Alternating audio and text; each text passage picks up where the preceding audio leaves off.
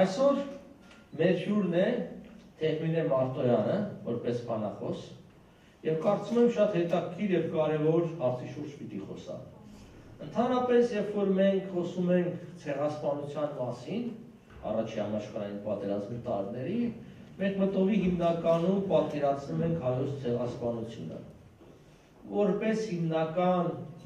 ասենք, տուժածկողմ այդպես է, բայց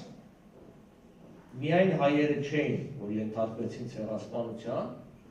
գրեթե բոլոր ոչ մուսուլման ժողովուրդները ենթարկվեցին, ասենք, մասնակի ցեղասպանության կամ այսօրվա տերմինով ասած ազգային էթնիկ զտման, հիշենք առաջին հերթին հիշենք հույների, որ ի դեպ, ասենք, հույների կոտորածները սկսել էր արդեն 14 թվականից, անգամ ժամանակագրական առումով ավելի շուտ, քան հայերինը։ Հիշենք նաև ասորիներին և եզդիներին, որոնք հսկայական մարդկային կորուստներ են ունեցել և ըստ էության ենթարկվել են ցեղասպանության։ Եթե մենք ուզում ենք, որ ազգեր, պետություններ հիշեն մեր ցեղասպանությունը և հարգանք մատուցեն, մենք էլ կարծում ենք պիտի նաև արժանի հարգանքը և հիշատակումը մատուցենք մյուս ժողովուրդների տառապանքին։ Վերնագրված է ելույթը հույների ցեղասպանությունը, բնականաբար կխոսվի ավելի մանրամասն։ Թեհմինե Մարտոյանը զբաղվում է հայոց և հունաց ցեղասպանությունների հիմնահարցերով,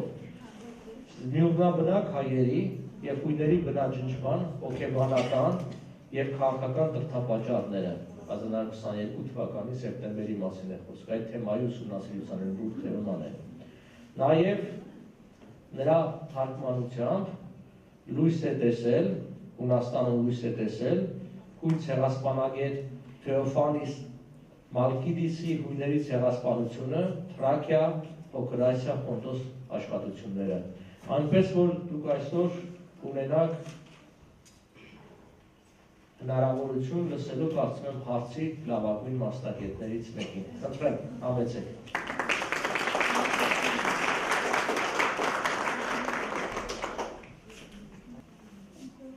Հարգարժան հայրենատերեր, ինձ համար մեծ պատիվ է այսօր ողջունել ձեզ Մոդուս Վիվենդի կենտրոնում։ Ձեր ներկայությունն այսօր արդեն իսկ նշանակում է, որ դուք կարևորում եք գիտելիքը, առաջընթացը և ուզում եմ իմ խորին երախտագիտությունը հայտնել Մոդուս Վիվենդի կենտրոնի նախագահ պարոն Արա Պապյանին նման նախաձեռնության և այս բացառիկ հնարավորության համար։ Այսօրվա թեմայի ընտրությունը պատահական չէ։ Այսօր մենք գիտենք, որ հայոց ցեղասպանության 100-ամյա տարելիցին ընդառաջ կատարվում են ամենատարբեր բնույթի աշխատանքներ և ցեղասպանագիտության ոլորտում կարևորվում է նաև համեմատական ցեղասպանագիտության ուսումնասիրությունը։ Համեմատական ցեղասպանագիտությունը ինքն իրենից ներկայացնում է տարբեր ժողովուրդների, տվյալ թվում արդեն համեմատական վերլուծություն և տարբեր ժողովուրդների ցեղասպանությունների։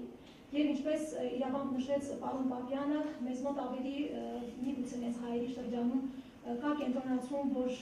միայն մենք ենք տուժել, մենք ենք միայն եղել զոհ և հետևաբար նաև այդ տեսանկյունից այդ զոհի բարդույթը և զոհ լինելու հանգամանքը միգուցե նաև հոգեբանորեն ծանր ազդեցություն և տպավորություն է թողնում մեզ վրա։ Բայց երբ մենք ուսումնասիրում ենք նաև այլ ժողովուրդների, այսպես կոչված հարակից ժողովուրդների կամ հարակից զոհերի, ցեղասպանությունների պատմությունով տեսնում ենք, որ միայն հայերը չէ, որ զոհեր էին Օսմանյան կայսրությունում և հետևաբար նաև հետագայում նրա իջավահաջող Թուրքիայում, տվյալ դեպքում արդեն քեմալական վարչակարգի շրջանում։ Հույների ցեղասպանությունը որպես այդպիսին բավականին երկար ժամանակ փակ է եղել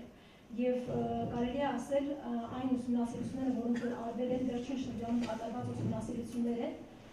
Հույների ցեղասպանության մասին խոսք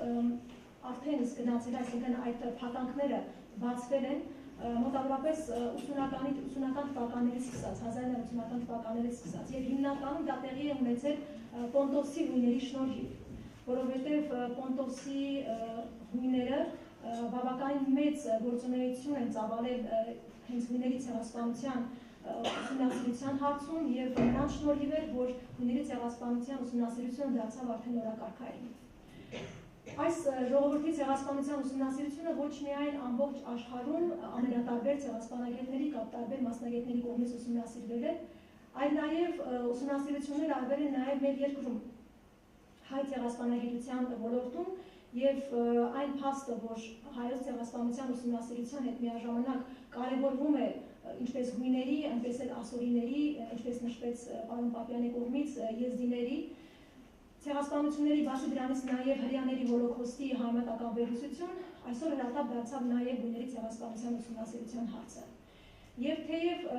այն փաստը, որ Հունաստանի կառավարությունը ունենալով վալիդացիական հարաբերություններ Թուրքիայի հետ, չկարևորելով այդ երկու երկրների հարաբերությունների բարդարացման գործընթացը, ընդհանուր առմամբ քիչ ջանքեր են գործադրվում այս կարևոր խնդրի հետ կապված ուսումնասիրությունների տեսանկյունից, սակայն դա չի նշանակում, որ գիտական շրջանակներում չի արվում ոչինչ։ Հենց նույն շատ ցեղասպանագետներ, ովքեր ինչ-որտեղ նաև քաջություն եւ արիություն են ձեռք բերել, ինչ-որ չափով նաև դեմ գնալ իրենց կառավարությանը եւ զբաղվել այս չափ կարևոր խնդրով, նրանք հրատարակել են ամենատարբեր բնույթի աշխատություններ, հատորյակներ, այդ թվում կարող եմ նշել Ֆոտիադիսի, Հասիոտիսի, Հացիա Դիմիտրուի, նաև հույն ժամանակակից հետազոտող Թեոֆանես Մարկիդիսի աշխատությունները, որոնք որ հրատարակվել են, թարգմանվել են աշխարհի ամենատարբեր լեզուներով։ Եվ նաև այն փաստը, որ հույների ցեղասպանության մասին այսօր նաև լայն շրջանառության մեջ է դրվում, դա նաև բացահայտվում եւ դրա մասին խոսում են նաև աշխարհում տեղի ունեցող միջազգային գիտաժողովների ժամանակ, ինչպես նաև Հայաստանում, նաև Հայաստանի սահմաններից դուրս։ Եվ հենց այդ միջազգային գիտաժողովների ժամանակ է, որ շատ դեպքերում հենց նույն հույն գիտնականները փորձում են նաև իրենց ոգևորություն ստանալ եւ կարողանալ հաղորդել այն ամենը, ինչ եղել է փակի տակ։ Հայ ցեղասպանագիտության մեջ ուզում եմ հատկապես նշել իր ուսումնասիրությամբ հայտնի ժամանակակից երիտասարդ հետազոտող Գևորգ Վարդանյանի աշխատությունը, որը առաջին փորձն էր հույների ցեղասպանության վերաբերյալ գրել ատենախոսական թեզ եւ հետագայում նաեւ այն որպես մենագրություն ներկայացնել ոչ միայն հայ, այլ նաեւ աշխարհի լայն ընթերցող հասարակությանը։ Հույների ցեղասպանությունը, ինչպես նաեւ հայոց ցեղասպանությունը, երբ որ մենք փորձում ենք տարբերություններ եւ նմանություններ գտնել, եւ հետաքրքիր զուգադիպությամբ կարելի է ասել, որ այս երկու ցեղասպանությունները մենք կարող ենք բացահայտ կերպով նշել, որ սրանք եղել են զուգահեռ ցեղասպանություններ։ Այսինքն մենք հիմնականում գիտենք մեր պատմությունից, որ տեղի ունեցել հայերի ցեղասպանություն, շատ քիչ են խոսում եւ մեր դպրոցական դասագրքերում եւ բուհական դասագրքերում չի խոսվում այս հարցի մասին եւ դա ունի իր քաղաքական դրդապատճառները։ Սակայն ուրախալի այն փաստը, որ գիտական շրջանակում հնարավոր եղավ ճեղքել եւ այս բացը լրացնել, եւ այդ տեսանկյունից ուրախ եմ այսօր, որ այս հարցի շուրջ նաեւ հնարավորություն ունեմ խոսելու այս անչափ կարևոր լսարանի հետ, ունենալով առիթ մի քանի անգամ ներկա գտնվելու։ Եվ ներկայացնելով արդեն այն հիմնական դրույթները կփորձեմ զուգահեռներ անցկացնել երկու ցեղասպանությունների միջև, որպեսզի այդ համեմատական վերլուծությունն ավելի հետաքրքիր լինի։ Որպես կանոն, հույների ցեղասպանությունը ամենատարբեր մասնագետներ բաժանում են ինչպես հայոց ցեղասպանության պարագայում, ուրեմն շրջափուլերի, այսինքն երբ սկսվեց ժամանակագրական սահմանները, ամենատարբեր գիտնականներ, ինչպես հայոց ցեղասպանության, այնպես էլ հունաց ցեղասպանության պարագայում տարբեր ժամանակներ են գտնում, ինչպես պարոն Պապյանը նշեց, սովորաբար 14-15 թվականն է նշվում, սակայն կան նաև մասնագետներ, ովքեր նշում են, որ հույների ցեղասպանության առաջին շրջափուլը հենց 1908 թվականին է սկսվել, երկրորդը 1915 թվականին եւ այն իր այսպես կոչված ավարտը ունեցել է 1919-22 թվականներին եւ 22 թվականը համարվում է ոչ միայն հույների, այլ նաև հայոց ցեղասպանության տարբեր մասնագետների կողմից, որովհետև այդ կարծիքները շատ տարբեր են եւ երբեմն նաև իհարկե համընկնում են, բայց ընդհանուր առմամբ 22 թվականը համարվում է ցեղասպանությունների այսպես վերջին արարը, որի մասին քիչ է խոսվել, որը որ նորից երկար ժամանակ հատկապես խորհրդային պատմագրության շրջանում եղել է փակ թեմա, խոսքը վերաբերում է հենց Զմյուրնիայի ողբերգությանը։ Քիչ հետո ես կներկայացնեմ Զմյուրնիայի պատմությունը եւ հատկապես այդ շեշտը կդրվի այդ անչափ կարևոր մի փաստի վրա, որպեսզի մենք կարողանանք նաեւ բացահայտել հասկանալու համար, թե ինչ տեղի ունեցավ իրականում, ինչու էին լռում, ինչու մինչ այսօր ամբողջ աշխարհում մարդիկ գիտեն, թե այլ բան է տեղի ունեցել, բայց այսօր գիտական բացահայտումները դեռ ուրիշ բան են արձագանքում։ Այդ ժամանակահատվածում ուրեմն նշեցինք, որ հույների ցեղասպանությունը 3 փուլով է իրականացվել եւ հիմնականում այդ ցեղասպանական գործողությունները տեղի են ունենում Պոնտոսում, Թրակիայում եւ Փոքր Ասիայի հույների շրջանում։ Եվ Կոստանդնուպոլսում Միացյալ Նահանգների դեսպան ձեզ քաջ հայտնի հայասեր նաեւ հայոց ցեղասպանության վերաբերյալ շատ նյութեր եւ գրքեր պարունակող ամերիկյան դեսպան Հենրի Մորգենթաուն իր աշխատությունների մեջ նշում է, որ հույների ցեղասպանությունը տեղի ունեցավ 2 փուլով, այսինքն պատերազմից առաջ եւ պատերազմից հետո։ Եվ նա իր աշխատությունների մեջ մանրամասն կերպով նկարագրում է ոչ միայն հայոց, այլ նաեւ հունակ ցեղասպանությունների մանրամասները։ Իսկ մեզ համար գաղտնիք չէ, որ դեսպանների կամ հյուպատոսների մակարդակով եւ հետագայում նաեւ նրանց կարևոր գործունեության արդյունքում մենք այսօր ուրախալի կերպով կարող ենք նշել, որ գիտենք այն մանրամասների մասին, ինչ տեղի ունեցել իրականում։ Բացի Մորգենթաուից նաև կան այլ հեղինակներ, ովքեր որ տարբեր բաժանումներ են իրականացնում եւ ներկայացնում են ցեղասպանությունը այդ շրջափուլով։ Ինչպես հայերի դեպքում, նույնպես եւ հույների դեպքում Օսմանյան կայսրությունը հույներին մեղադրում էր դավաճանության մեջ։ Եվ հատկապես նրանց օրինակ այսպիսի մեղադրանք կար, որ իբր հույները լրտեսներ են եւ լրտեսության արդյունքում փորձում են վերադառնալ հայրենիք։ Դա բնականաբար չէր համապատասխանում իրականությանը եւ Օսմանյան կառավարությունը հույներից այսպես կոչված ազատվելու նպատակով, ինչպես հայերի պարագայում որոշեց բնաջնջել այդ ժողովրդին տվյալ տարածքներից։ Եվ չնայած այն փաստին, որ հույների դեպքում հույներն ունեին երկիր, ունեին պետություն այդ ժամանակահատվածում ի տարբերություն հայերի, եւ այդ պետությունը կարողանում էր հոգ տանել իր ժողովրդի նկատմամբ եւ հնարավորության սահմաններում օգտակար լինել իր ժողովրդին, բայց այնուամենայնիվ ցեղասպանությունը ինչպես հույների այնպես էլ հայերի տեղի ունեցավ նույն մեթոդներով, նույն ծրագրված ձևով, նույն կանխամտածվածությամբ եւ այդ մեթոդները ընտրված էին հատուկ կերպով, որպեսզի հստակորեն եւ ամենայն ճշգրտությամբ իրականացվեր ցեղասպանությունը։ Եվ հետեւաբար, երբ որ մենք նշում ենք ցեղասպանություն, խոսում ենք կանխամտածվածության մասին, ծրագրված լինելու մասին, դա նշանակում է, որ այստեղ գործ ունենք պետության հետ, այսինքն այդ ամբողջ պատասխանատվությունն ընկնում է պետության վրա, որովհետև ի տարբերություն կոտորածների ցեղասպանության պարագայում արդեն մենք գործ ունենք պետական քաղաքականության հետ, այսինքն պատասխանատու են ոչ թե նրանք, ովքեր որ իրականացրել են, այլ պատասխանատու է հենց պետությունը։ Այս պարագայում հույների դեպքում նորից անվարան կարելի է նշել, որ դա ցեղասպանություն է, որովհետև ուսումնասիրությունները գալիս են եզրակացնելու, որ իսկապես այն ինչ որ տեղի ունեցավ հայերի պարագայում, նույնը եւ տեղի ունեցավ հույների պարագայում։ Պարզաբան են, տեղի ունեցավ երկրի խորքերը տանելու, այսինքն նույն ծերերի, տղամարդկանց եւ այն աշխատող ուժին, որ կարող է իսկապես պահպանել եւ պաշտպանել իր կանանց երեխաներին եւ մյուսներին։ Եվ այդ մարդկանց նույնիսկ տարբեր մասնագետների մոտ նշվում է 200,000-ից մինչև 1 միլիոն արտաքսումներ, որոնց ենթարկվեցին հույները։ Դրա հետ միաժամանակ նաև տեղի ունեցել հույն մտավորականների բնաջնջում, ինչպես հայերի պարագայում տեղի ունեցել նույնիսկ հույն հոգևորականների բնաջնջում առանձին դրվագներով եւ ինչպես ցեղասպանության դեմ բնորոշ այս դեպքում նաև հույների պարագայում հատկապես գերակշռողային եւ հույն մասնագետներն իրենց աշխատությունների մեջ շատ են շեշտում այն փաստը, որ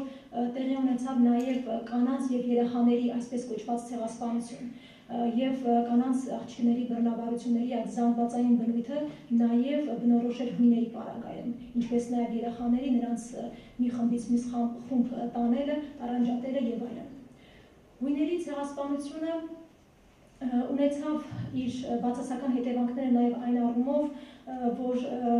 ոչ միայն ժողովուրդը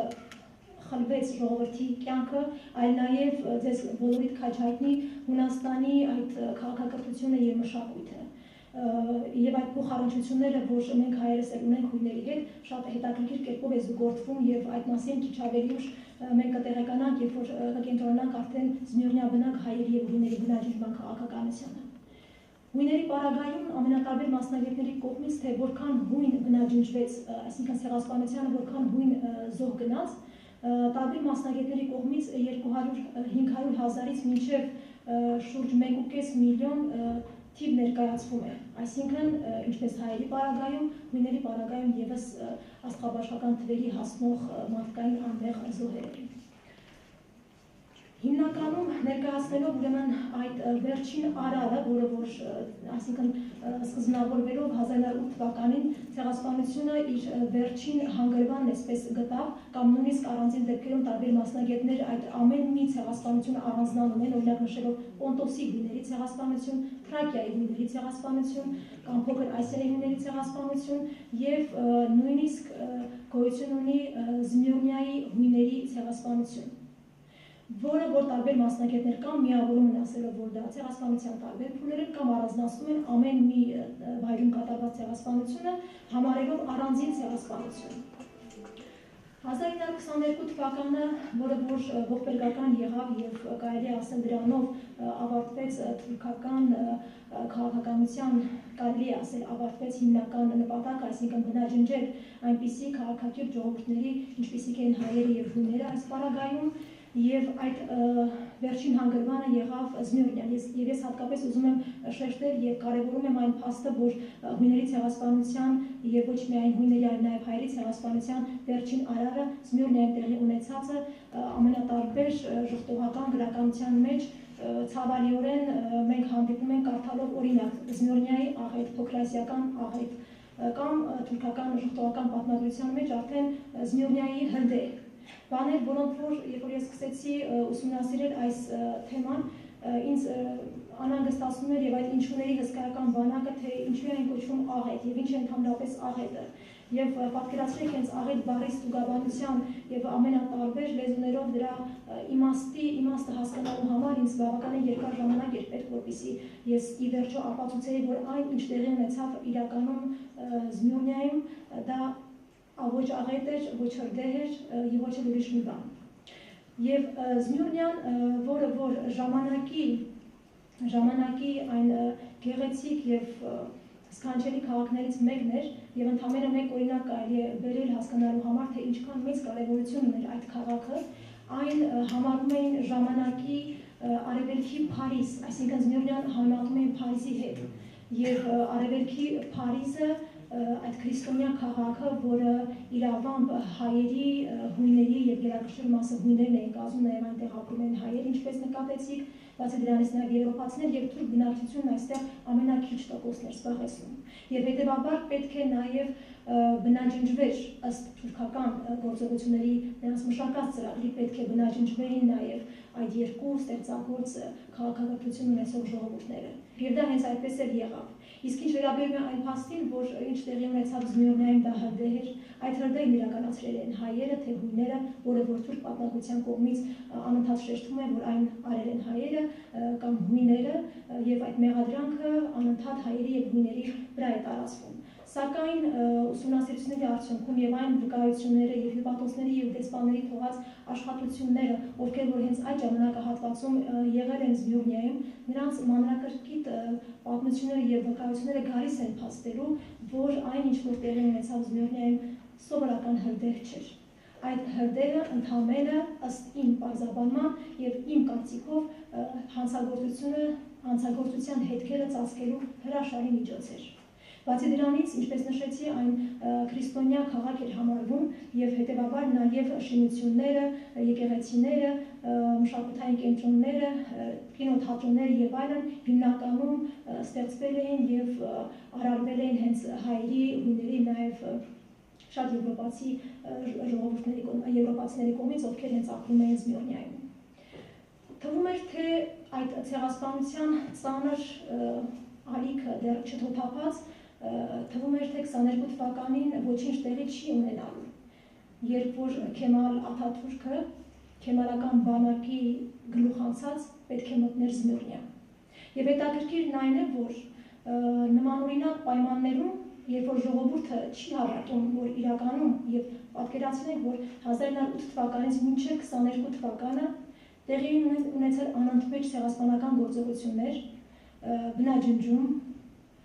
կորուստներ եւ դեռ ժողովուրդը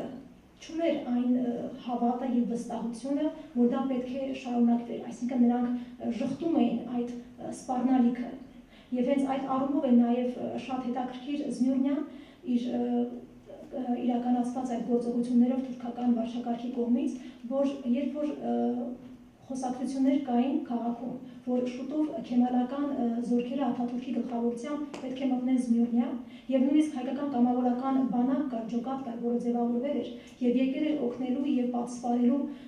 նույն քրիստոնյա ժողովուրդներին, երբ նրանք ասում են թողեք, հեռացեք, գնացեք, որովհետեւ շուտով բնաջնջում է լինելու, կոտորելու են ժողովրդին։ Ժողովուրդն ասում էր չէ, այդպիսի բան հնարավոր չէ։ Եվ դա այն ժողովուրդն էր ասում, որ անընդմեջ տարիների ընթացքում իր կաշվի վրա էր զգացել ցեղասպանության այդ չարիքը։ Եվ 1922 թվականի սեպտեմբերի 9-ին, երբ որ քեմալական զորքերը մտան Զմյուրնիա, բոլորը շատ հանգիստ էին, թե իբր այդ ներթափանցումը խաղաղ պետք է լիներ, բայց իրականում ընդհակառակը։ Հենց անմիջապես քեմալական բանակի ներթափանցմամբ, ճակերտավոր խաղաղ ներթափանցմամբ տեղի ունեցավ հայերի եւ հույների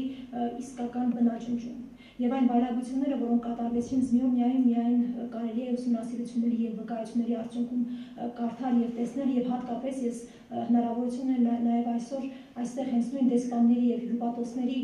վկայությունները ներկայացնել մեջբերումների տեսքով եւ նաեւ այն բոլոր փաստաթղթերը, որոնք որ վկայում էին, որ այն ինչ տեղի ունեցավ Զմյուրնիայում, դա իսկապես կանխամտածված էր եւ ծրագրված էր նախապես։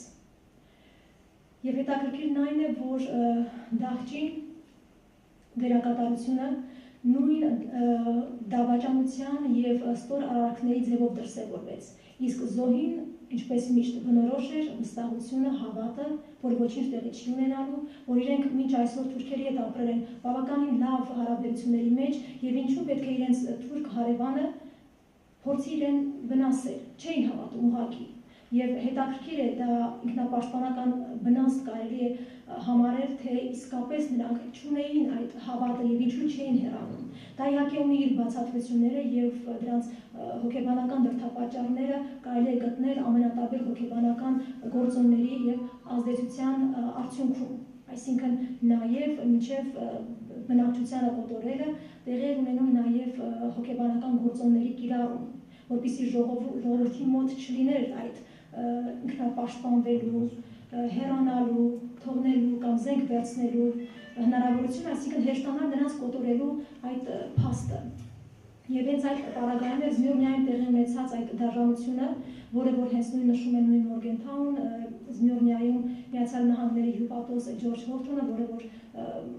բավականաչափ գրականություն է մեզ թողել, պատմելով, թե ինչ տեղի ունեցավ իրականում Զմյուրնիայում։ Միացյալ Նահանգների դեսպանը Կոստանդնուպոլսում Հենրի Մորգենթաուն հետաքրքիր տեղեկություններ է հաղորդում եւ դա նրա տպավորությունների եւ ներկայության ապացույցն են եւ իր աշխատությունների մեջ նա խոսում է թե ինչ տեղի ունեցավ իրականում Զմյուրնիայում եւ ես ուզում եմ մեջ բերել հենց անմիջապես այդ թարգմանված հատվածը, որը որ վերաբերում է եւ մենք կլսենք հենց Հենրի Մորգենթաուի խոսքերով։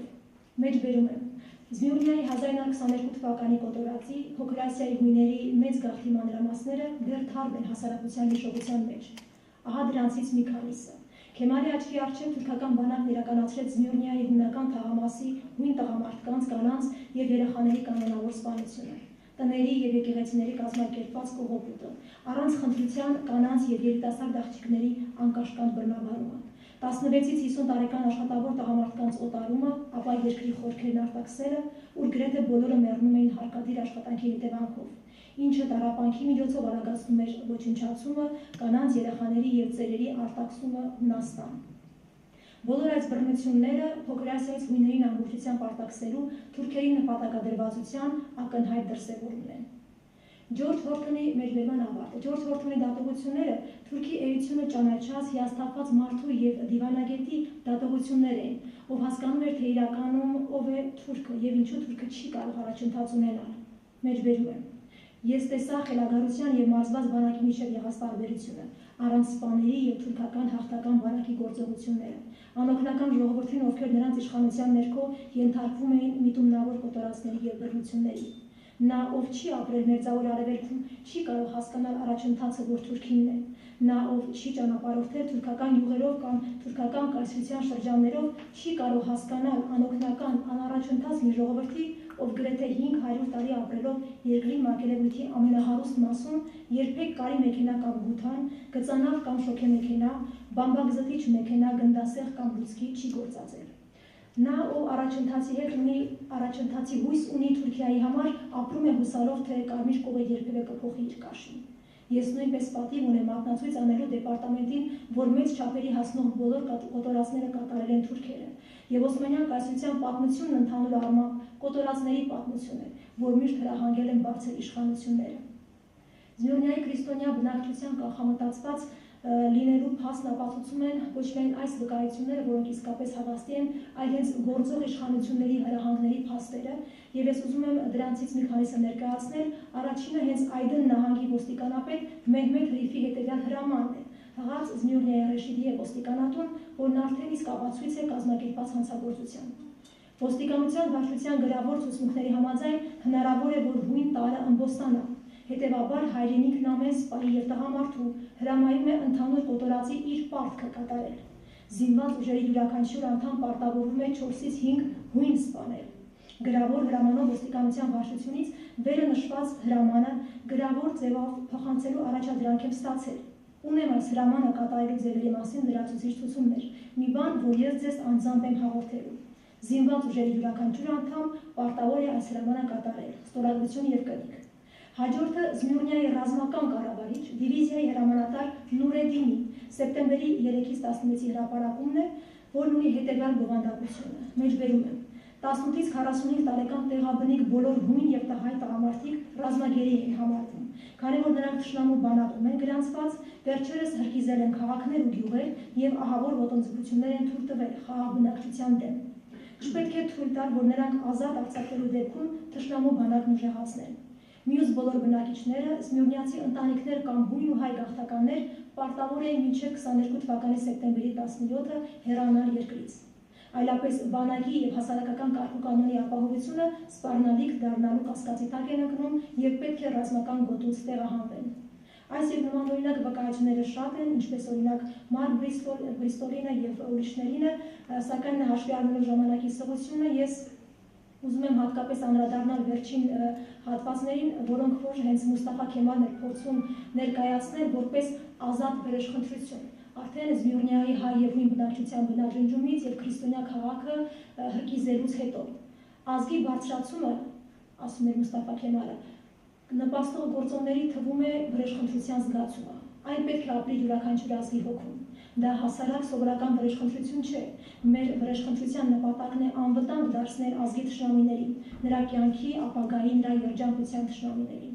Թող ամբողջ աշխարհն իմանա, որ քանի դեռ մեր առջև կանգնած է նման թշնամի, մեր կողմից չի ներվի։ Թշնամու հանդեպ գթասրտությունը թուլության եւ անզորության վկայություն է։ Դա մարդասիրության արտահայտություն չէ, այլ մարդկային զգացմունքների բթացման նշան։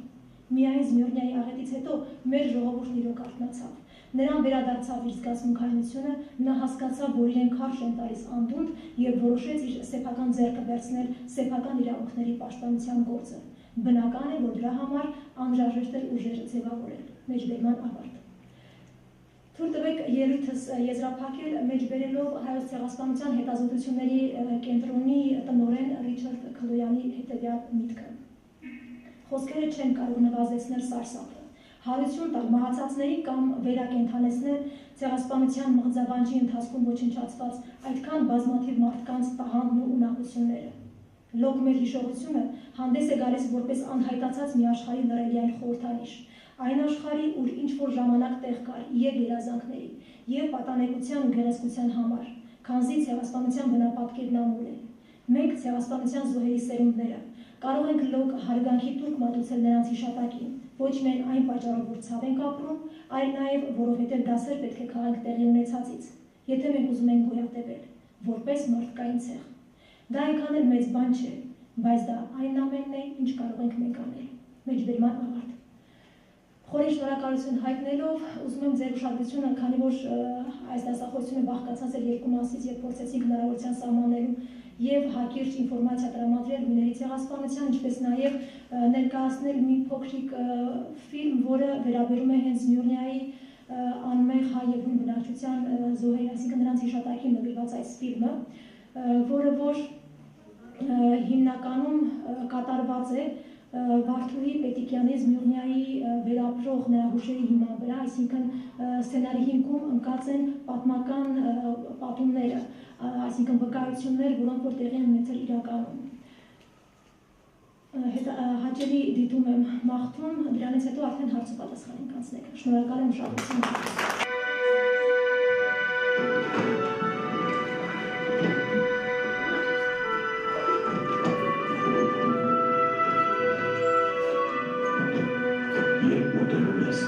Ծովափի եզրակիցը դառնում է ավելի ջերմակ, քան երկիրը։ Ձգնորսական նավակները ստվերներ չեն նետում, որ մուսարցակը հարմել է ասես ապրի աշտարակ։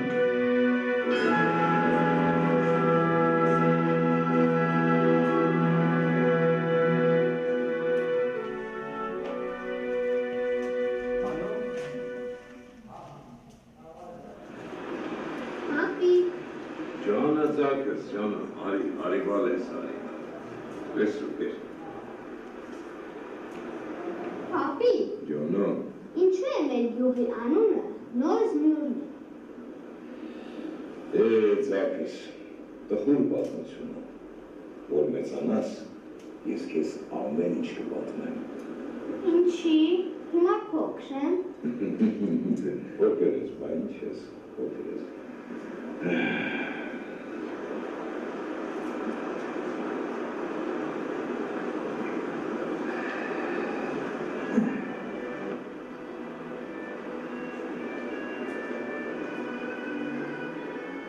Պապիկն ասում էր,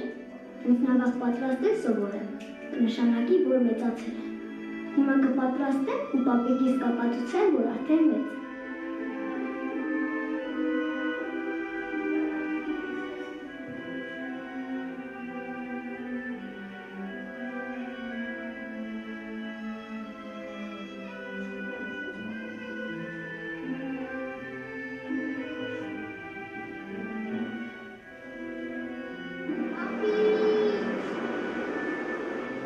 Ասա ձակս, ասա։ Տես պապ, նավս պատրաստեցի, ուրեմն արդեն մեծ եմ, չէ։ Վալես, մի քիչ էլ համբերի, ես քեզ ամեն ինչ կպատմեմ։ Լավ, պապ, գոնե օգնիր նավիս անուն որոշենք։ Անունը դու որոշիր։ Հա? Պիտի պատմեմ, որ անցյալը երբեք չմեռնի։ Այ եթե մեծանաս, իսկական նավ սարքես ձակս, այն ժամանակ անունը ես կգնամ։ Որ մեծ նավ սարքեմ, ես ու դու քո երկիր կգնանք։ Կգնար ձակս, կգնար։ Ափսոս, նավս ձեր երկիր չի հասնի։ Կհասնի ձակս, կհասնի։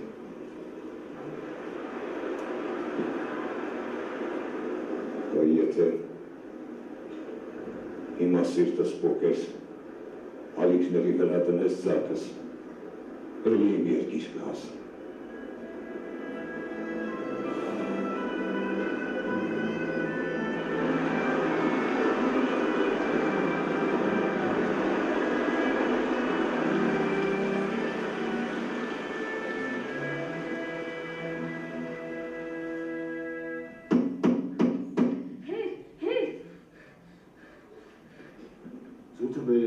Չէ, այր, սուրկերը արամը, որ ընտանիքը փրթեցին։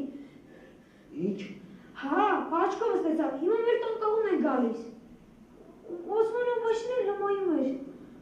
Օսման Օմբաշի? Հա, հիմա մեր տուն կհասնեն։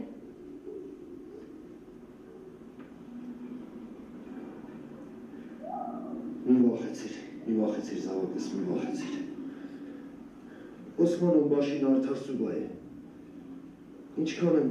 պատվել, հարգել։ Հիմա այդ կգա կհարգենք տպատվենք ճամփ ու գդենենք։ Օսման Օմբաշին այս չի վնասի։ Չէ, չի վնասի։ Լավ էր։ Հենց նավը պիտի սարքենք, միջև առավոտ պիտի վերջացնենք։ Սրանով ծով ենք դուրս գալու եկուց։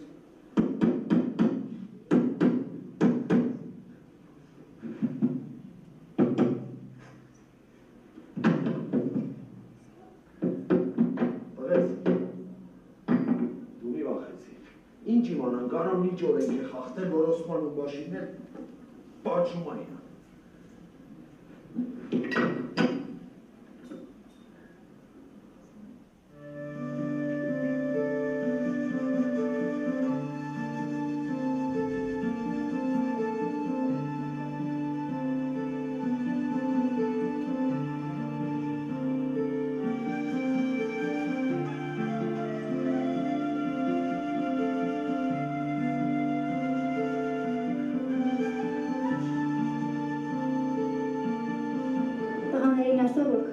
Հոգի դնեն։ Ես ուզում եմ, որ հայերի անհանգիստ հոգիները զգան մեր սերը։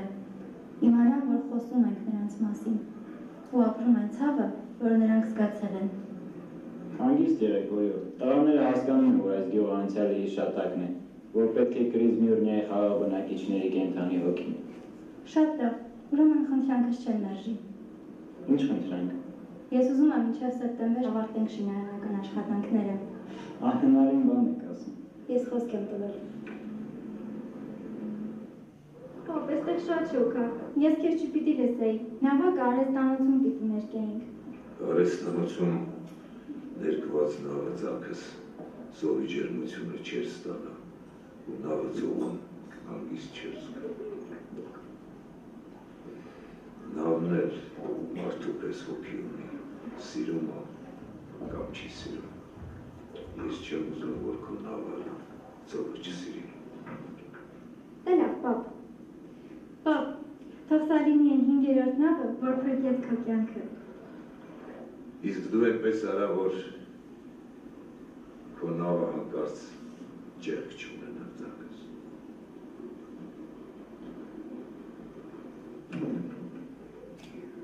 Հուշերը հանգիստ չեն տալիս։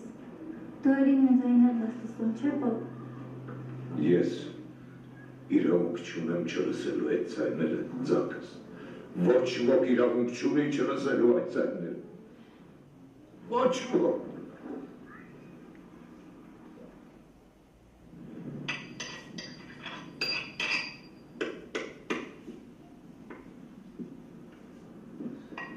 Գյավոր ազատ կողերներ։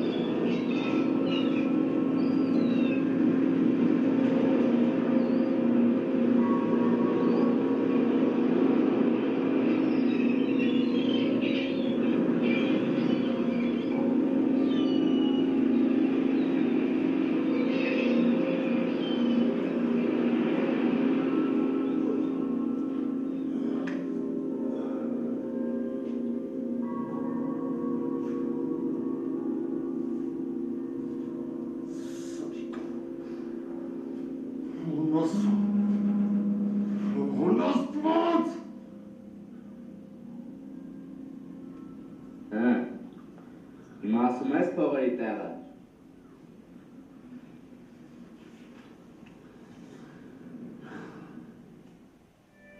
Պապի,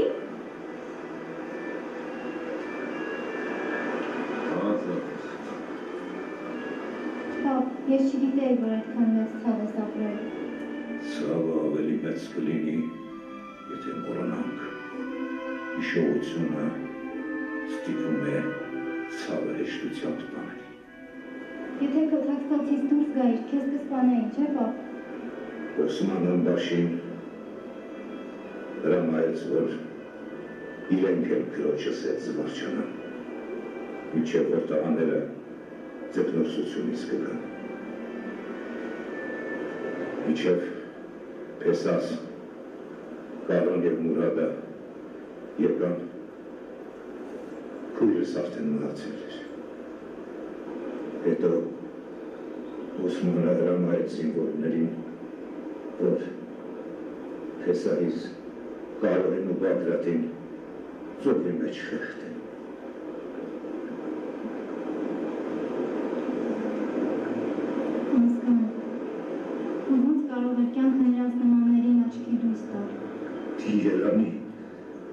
Երանի ինձ չդար,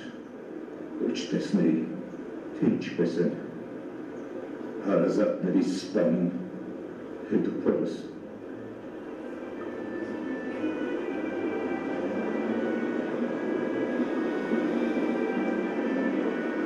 Միջև առավոտ բարի մարդիկ ինձ մի ուրիշ նավ նստեցրին ու հասցրին որքանոց։ Տատի հետ որքանոցում ես ծանոթացել։ Չէ, Զաքս, հենց մեզ փրկող նավի վրա էր ծանոթացել։ Տատին ինձ ոչ մի բան չի պատմում։ Տատդ շատ փոքր էր, Զաքս, նա դժվար հիշի։ Կպատմես։ Զաքս դինանքտում, տատդ հիմա շատ անհանգիստ կլինի, ուշանդ։ Հա։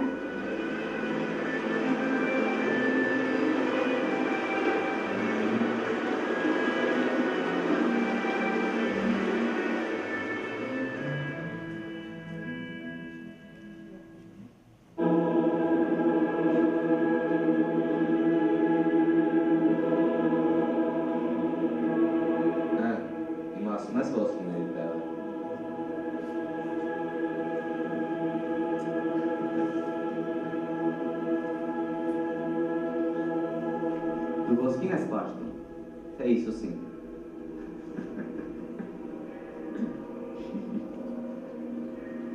Դե ոսկիների տերն ասա, քանի վերջը չեմ տվել։ Չես ասում, հա?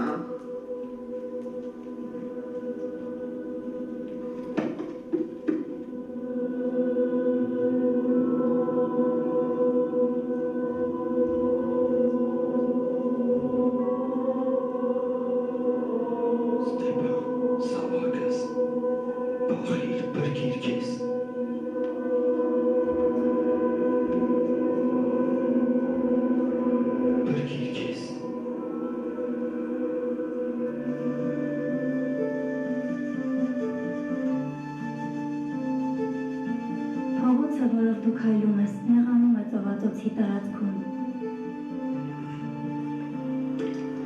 Դու կանտրամադիր եք, որի ինչ-որ բան այն չէ։ Չէ, ամեն ինչ կարգին է, ներեցեք։ Ես գնամ, եթե ինչ-որ հարց լինի, ինձ հնարավորինս արեք իմաց տալ։ Անպայման, մի անհանգստացեք, որի մենք ամեն ինչ ժամանակին կհասցնենք։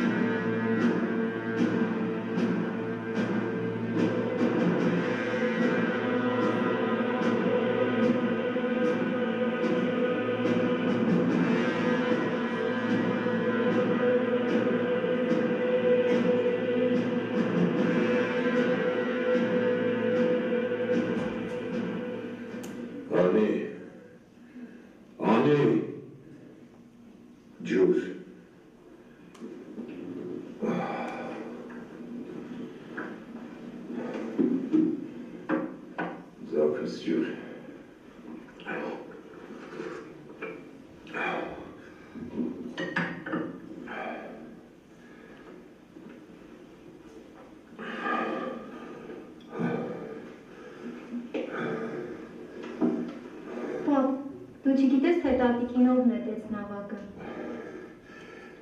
Երևի մայրը, ծաղես, մայր։ Իսկ ինչու նրան չօգնեցիք։ Անիսյալ ծովը նրանց խժրեց։ Խեղճ մորթիկ։ Աղջկան գցեցին ճակատագրի իրքը։ Այդ ճակատագիրը դու էր, պապ, եթե դու չլիներ, տատը չէր փրկվի։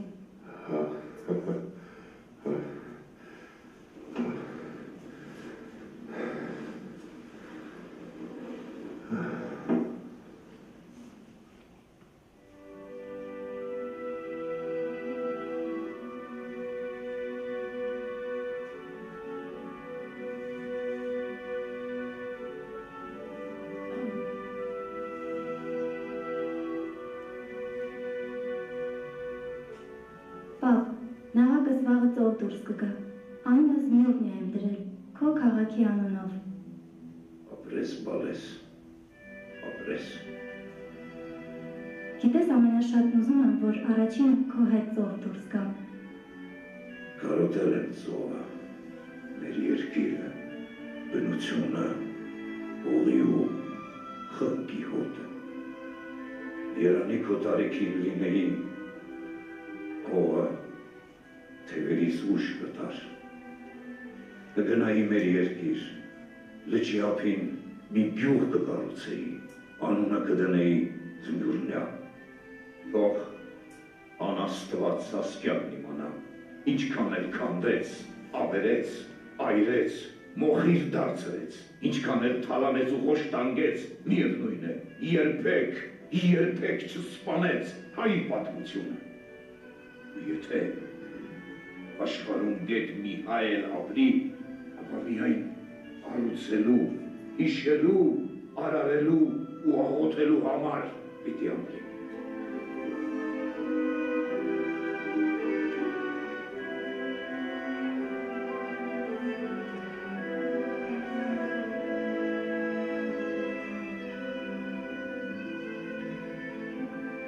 Թող ապրի ու վերադարձնի իրենից խլած ժամանակը, եթե ոչ խոշտանգված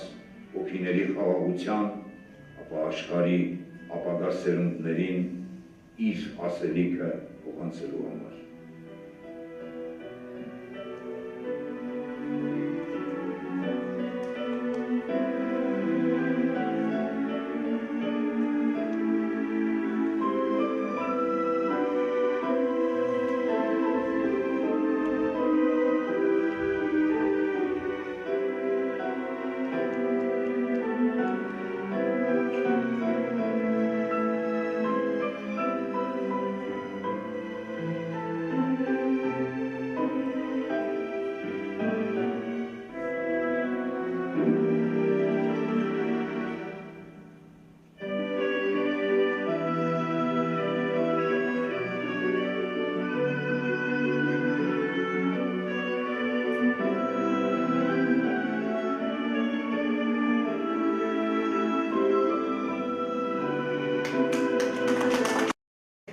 Հարցեր և պատասխաններ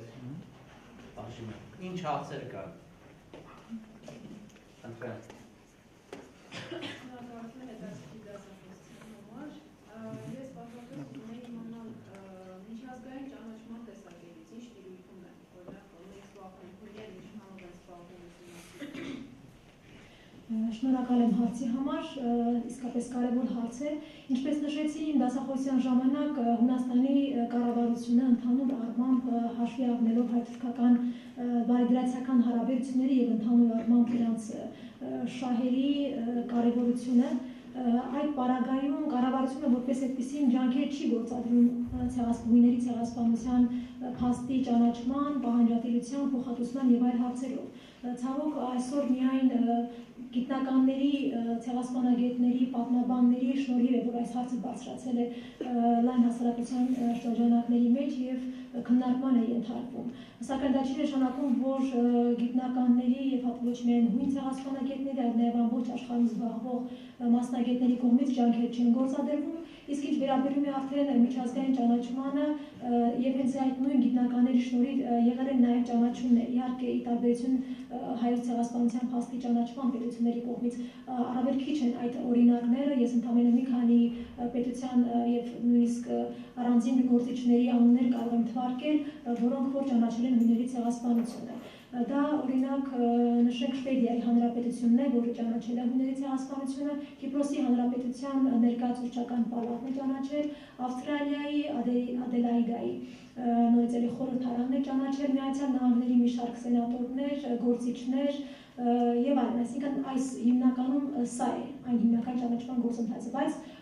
ինչպես նշում են նույն ցեղասպանագետները, հարցը քննարկվում է եւ առաջ է ընթանալու, այսինքն ամեն ինչ կախված է ընդհանուր շահերից, ինչպես անգլիական դիվանագիտությունն է ասում, չկան մշտական բարեկամներ եւ թշնամիներ, կան մշտական շահեր։ Շնորհակալ։ Ես մի հարց ունեմ, որտեղ ես էլ Հայաստանի խորհրդարանը չճանաչեց հույների ցեղասպանությունը։ Ինչ փաստարկներ այն վերում էր պատգամավորները չճանաչելու համար։ Շնորհակալ եմ շատ կարևոր հարցի համար, սա հավանաբար բոլորիս է հետաքրքրում եւ դահլիճում գտնվող շատերը հաստատ կուզենային այս հարցը հնչեցնել։ Շնորհակալ եմ պարոն Պապյան։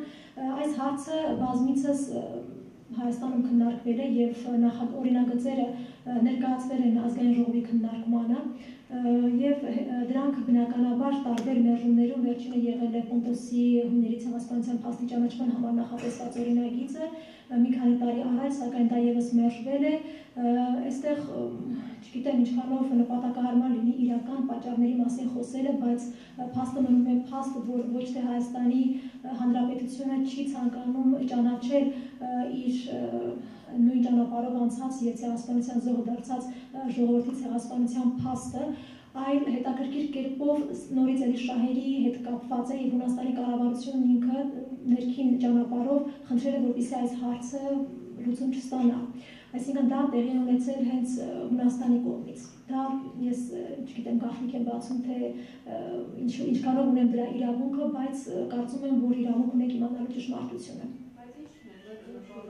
Նպատակն այն է, որ Հունաստանի կառավարության կողմից ներկայացվում է այն փաստը, որ մենք ունենք լավ հարաբերություններ Թուրքիայի հետ եւ հետեւաբար մեզ ցանկացած ճանաչում ձեռնտու չէ եւ պատկերացրեք ընդամենը 1 տարի առաջ եւ հունական հույների դպրոցահասակ երեխաների դասագրքերում փոքրիկ հատված ուղղակի խոսվում էր հույների ցեղասպանության մասին եւ Թուրքիայի կողմից անմիջական արձագանք է տեղի ունեցել եւ այդ հատվածը, որը որ ի տարբերություն մեր դասագրքերում եղած լայնածավալ չէ պատմություններից այդ փոքրիկ հատվածը նրանք պահանջում են, որպեսզի դուրս գա եւ այդ պահանջը բավարարվում է։ Ասեք ռեպլիկա։ Միկրոֆոնից, եթե հնարավոր է, աշխատում է միկրոֆոնը։ Հա, միկրոֆոնը աշխատում է։ Ռեպլիկը միկրոֆոնից Ես ինքս այդ քննարկումները դիտել եմ ազգային ժողովի լսումները այդ հարցի շուրջ ու այդ պատգամավորները ինքն ասում էին, որ Հունաստանի կառավարությունից մեզ դիմել են, որ չճանաչեն։ Ուղղակի քիչ է խոսում այս մասին, ամեն դեպքում չգիտեմ ինչքանով է նպատակահարմար։ Եթե կարելի է բարձրախոսից։ Երկրորդ բարձրախոս։ Միակ բարձրախոս։ Առաջինը։ Ուզում եմ ճշտել, ճիշտ եմ արդյոք հասկացել, դուք ասացիք, որ ցեղասպանություն եւ ջարդեր դրանք տարբեր հասկացություններ են։ Ցեղասպանություն նշանակում է կանխամտածված պետական սարսափելի գործողություն, իսկ ջարդերը ոնց կբացատրեիք, ինչ տարբերություն։ Եվ արդյոք այդ առումով կարևոր է, որ ճանաչվի հենց ցեղասպանությունն, այլ ոչ թե ջարդեր, ընդհանուր այդպես ինչքանով է ավելի կարևոր։ Շատ լավ, շնորհակալություն, այո, դուք ճիշտ եք, ես խոսեցի այդ մասին եւ դա գաղտնիք չէ բոլորիս համար, որ ջարդեր, կոտորածներ եւ ցեղասպանություն սրանք տարբեր բացատրություններ ունեն եւ այս առնչությամբ ուրեմն բավականին մեծ ու կարևոր գործ է կատարել թուրքագետ Ռուբեն Սաֆրասյանը եւ նրա աշխատության մեջ ամենայն մանրակրկիտությամբ բացատրվում են այս տարբերությունները։ Խոսքը վերաբերում է նրան, որ կոտորածի կամ ջարդի ժամանակ պատասխանատվություն պետությունը չի կրում, որովհետեւ պետության կողմից չկան հրահանգներ մեր չկա կանխամտածվածություն, դա տեղի է ունենում տարերայնորեն համաձայն մասնագետների վերլուծությանը։ Իսկ ցեղասպանությունը, քանի որ ինքը ինչպես նախորդ դասախոսության ժամանակ նշվեց, իրավական եզրույթ է եւ իրենից արդեն ինքը ներկայացնում է պատասխանատվություն, եւ երբ որ պետությունն է կանխամտածում, ծրագրում եւ իրագործում ցեղասպանությունը եւ այն կոչվում է արդեն ցեղասպանություն, դա նշանակում է, որ պատասխանատվություն կրում է հենց պետությունը։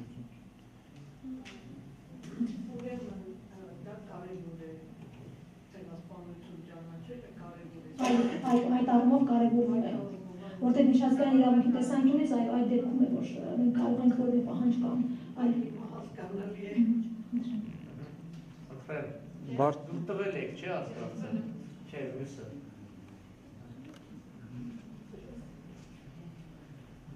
Լևոն Պռասյան, շնորհակալություն։ Հարցս հետևյալն է, կան այսօրվա Թուրքիայում ծպտյալ խույրներ եւ եթե կան մոտավորապես ինչ քանակում են եւ որ հատվածում են բնակվում ներկայիս Թուրքիայի։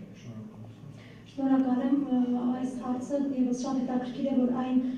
հարցերը, որոնք որ հնարավորություն չեղան այստեղ քննարկելու հարցերի միջոցով ես ունեմ այդ հնարավորությունը պատասխանելու, այո, ծպտյալ հույներ եւս շատ կան եւ ամենատարբեր վկայություններ, որ հույները բերում են, իրենք էլ հենց նշում են, թե ինչպես են իրենց տատիկները, պապիկները, ինչպես հայերի պարագայում գաղտնի խաչակնքել եւ այլն, եւ այդ ծպտյալ հույներն այսօր կան, թվով մոտավորապես տարբեր մասնագետների կողմից հաշվում է մինչև 500,000-ից մինչև 1 միլիոն, 1.5 միլիոն դրանք մոտավորապես այդքանն են եւ հիմնականում նրանք ապրում են Թուրքիայի ամենատարբեր վայրերում, այսինքն նույն հայերի նման, այսինքն կոնկրետացնել եւ ասել, որ այս շրջանում են կենտրոնացված ծպտյալ հույները չկա, այսինքն տարերայնորեն սփռված են եւ բացի դրանից, քանի որ հույների կողմից կամ դեռ ուսումնասիրությունների տարբերություն հայ մասնագետների խորության վերջի ուսումնասիրում եւ դա նաեւ նորից էլի ելներով պետական ուրեմն քաղաքականությունից նպատակահարմար չէ, ապա այդ դեպքում դեռ այս հարցը լուսաբանման կարիք ունի։ Բայց կամ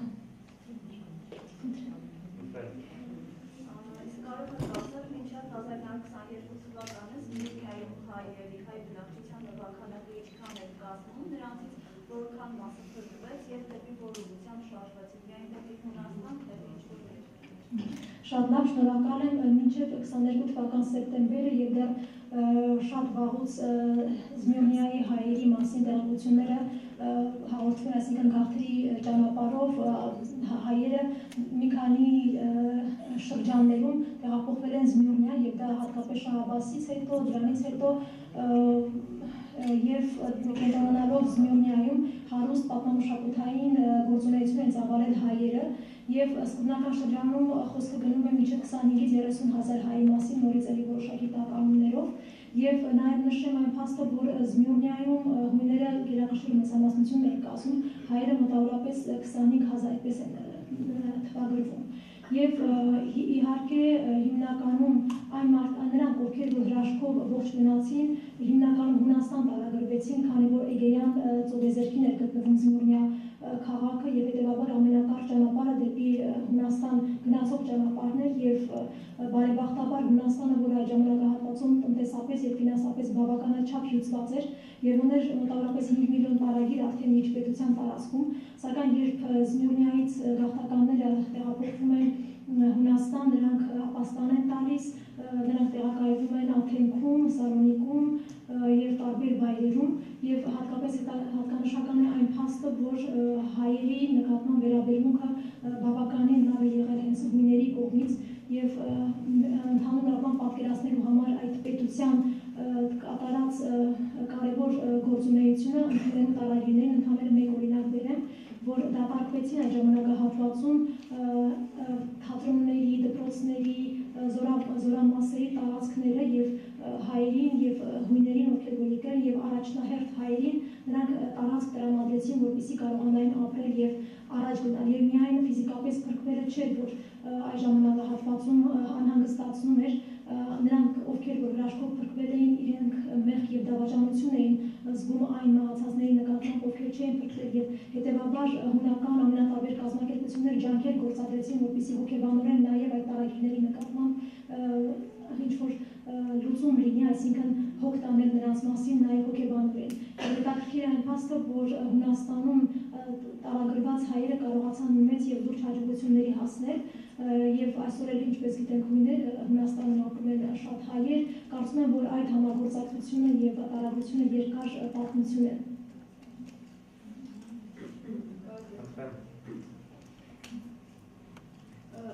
Ամբողջ ձեր զեկուցումը լսելուց հետո ես մի եզրահանգման եկա։ Բոլորը ամբողջ աշխարհը գիտեն, որ Թուրքիան ցեղասպանություն է սարքում եւ զարմանում եմ այդքան ռեսուրս որտեղից իրան, որ ասորիներին ցեղասպանություն անում, հույներին, հայերին, այդ մի հաց։ Երկրորդ հերթն ամբողջ աշխարհը գիտի ու բոլորը խեղճացած, անճարակ դառած, ոչ մի սանքցիա չեն անում, ոչ մի բան չեն անում։ Միայն մեկը մեկին է անտնում, մեկը մեկին է խղճում, իսկ ոչ մեկը Թուրքիայի դեմ չի կարողանում։ Այդ ոնց է լինում, որ բոլորի շահերը բռնում են Թուրքիայի շահերի հետ։ Ես չեմ կարողանում դա հասկանալ։ Կարող եք բացատրել։ Շնորհակալություն, շատ դժվար է բացատրել այն ինչ որ դուք ասում եք, որովհետև իսկապես այն կողմը, որը եղել է զոհ, խոսքը վերաբերում է հայերին, հույներին, ասորիներին, եզդիներին նաև, իսկապես այս ուսումնասիրությունները երևի թե ճիշտ են այն առումով, որ մենք տեղեկանանք, որ բացի հայոց ցեղասպանությունից տուժել են նաև հարակից զոհերը, սակայն այն փաստը եւ այս մասին կարելի ասել ավելի ուշ քայլեր արվեցին եւ ես համոզված եմ, որ այս ժողովուրդների ցեղասպանությունների ուսումնասիրությունը հատկապես մեր կողմից տուժող կողմից կարծում եմ, որ կարող են կարևոր նպաստ բերել հետագայում պատասխանատվության եւ պահանջատիրության հարցում, որովհետեւ իսկ ինչ վերաբերում է ձեր մյուս հարցին, թե ինչ կարող են կանել մինչեւ երբ պետք է Թուրքիայի շահերը համընկնեն աշխարհի ամենատարբեր կարևոր պետությունների շահերին, դա կարծում եմ մեզնից կախված չէ։ Այն ինչ որ մենք կարող ենք անել, դա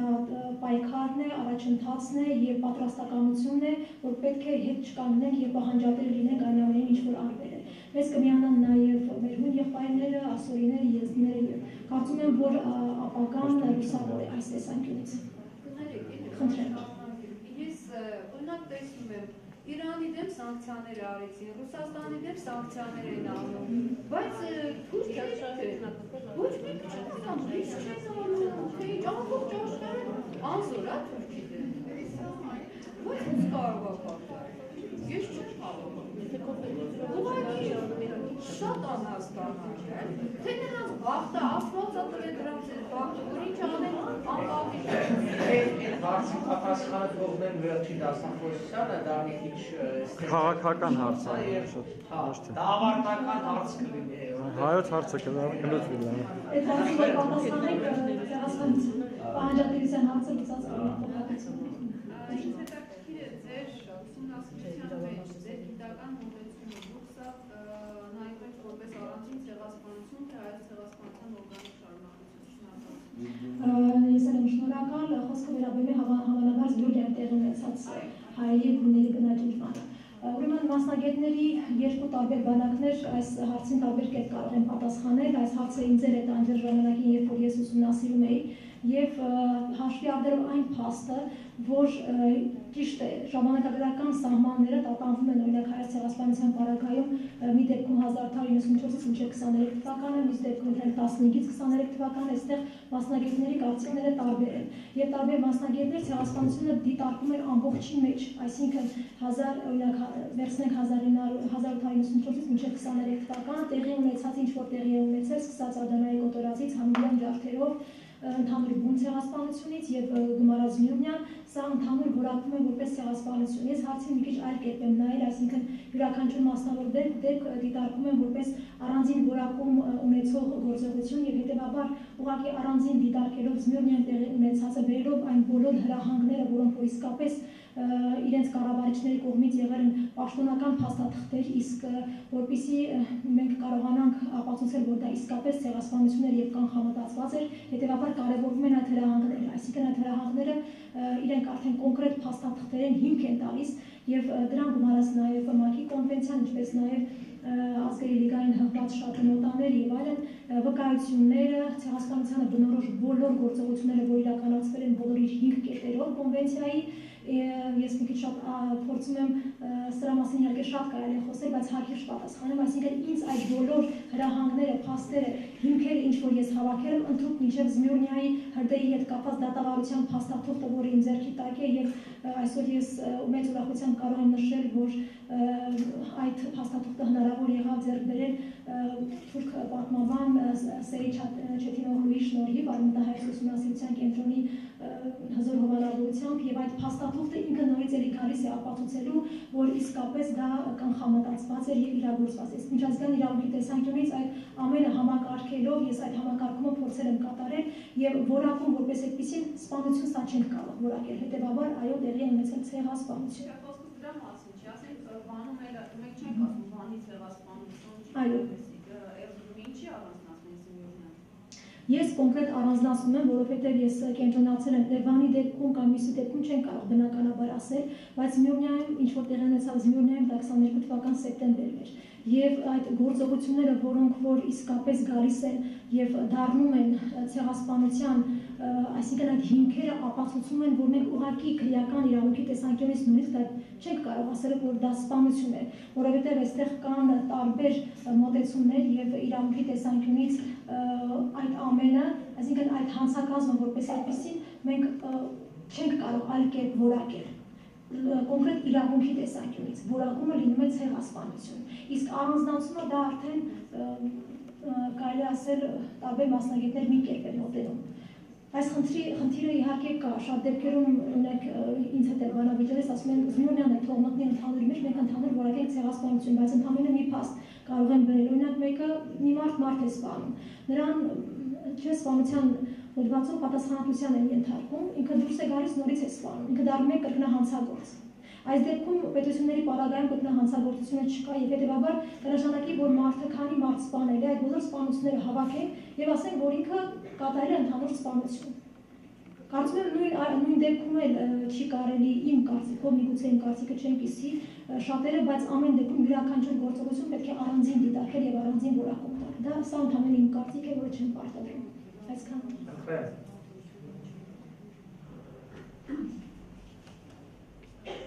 Ասացիք, որ Թուրքիայում կան տվյալ հույներ, իսկ հունական պետությունը ոնց է կերպ աջակցում է տվյալ մարդկանց։ Աջակցության մասին չեմ կարող հստակ ասել, քանի որ ծպտյալ հույները կան, մի քանի տարի առաջ, երբ որ մենք էլ դեռ չգիտեինք ծպտյալ հայերի գոյության մասին, այսօր է որ մենք հստակորեն ասում ենք 4-5 միլիոն ծպտյալ հայեր կային եւ այդ հայերը վերադառնում են դեպի քրիստոնեություն, հույների պարագայում դա այդպես չէ, որովհետեւ դեռ այդ շարժումը գլուխ չի բարձրացել եւ հետեւաբար Հունաստանի կառավարությունը չի կարող աջակցել ծպտյալ հույների, քանի որ դեռ իրենք էլ իրենց ինքնության մասին եւ այդ փնտրտուքների արդյունքում դեռ չեն հասել գագաթնակետին։ Բայց կարծում եմ, որ ապագայում կլինի նաև այդ հարցի լուծումը։